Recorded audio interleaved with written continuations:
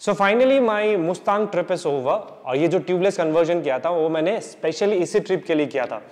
And guess what, the tubeless conversion turned out to be a success. और जाने से पहले मैंने अपने टायर पे हवा भरा था। फ्रंट पे कुछ 31 PSI था। So today is day 1।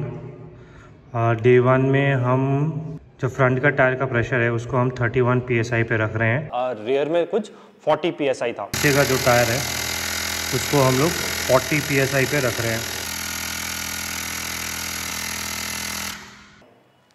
तो अब जब मैं वापस लौट के आया, there is a slight decrease in the air pressure. जो रियर में वो थोड़ा ज्यादा था, फ्रंट में बहुत ही कम था। सो यू कैन सी कि there is no major air leak. मतलब मैंने इतना दिन हो गया, almost it's been 10-15 days I guess, जब से मैंने कन्वर्जन किया। और उसके बाद एक बार भी मैंने हवा नहीं भरा। और ड्यूरिंग दिस ट्रिप 7 डेज का ट्रिप, उसमें तो एक बार मुझे हवा भरने की जरूरत नहीं पड़ी। सो 10-15 डेज में एयर लीक जो है वो एकदम मिनिमल है। सो दैट मीन्स द जो सीलेंट है दैट इज वर्किंग। बाकी there are few things that you have to remember if you are planning to do this conversion. Like number 1, आपको जो एयर प्रेशर है वो थोड़ा slightly on a higher side रखना पड़ेगा देन दी जो ट्यूब वाले एयर प्रेशर है।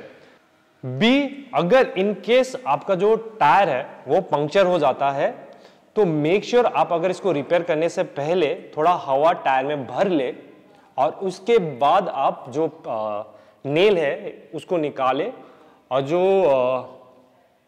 जो पिन मिलता है आपका पंक्चर को होल को बड़ा करने के लिए, सो दैट आपका जो गम है वो ठीक से अंदर जाए, तो उसको डालने से पहले हवा अच्छे से भर ले, क्योंकि हो सकता है शायद आप वो पिन से जो सीलेंट है उसको पंक्चर कर सको।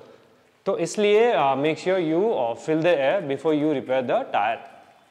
सी, अगर इन केस आप कभी ट्रैवल कर रहे हो and then you realise there is a puncture, make sure you don't ride further. जैसे ही आपको पता चले आप बाइक से उतर के जिस भी चीज की वजह से आपका टायर पंक्चर हुआ है उसको निकाल लो।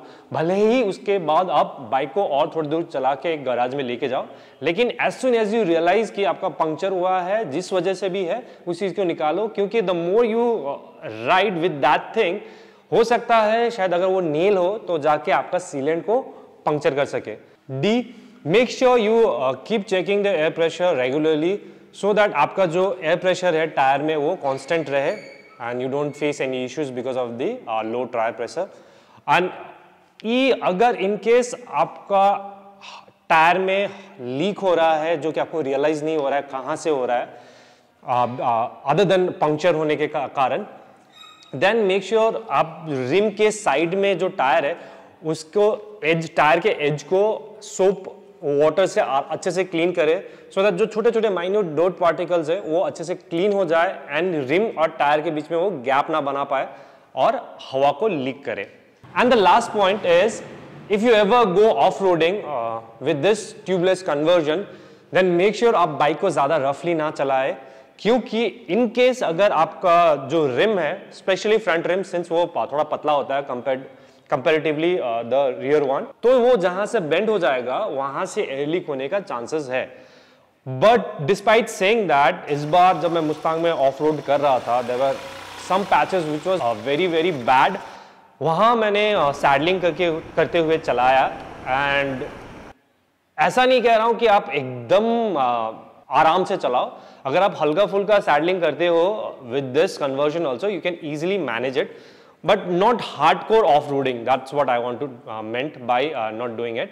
So hardcore off-roading आप इस conversion के साथ ना करें कि आपका rim bend हो जाए और air leak होने का chances हो।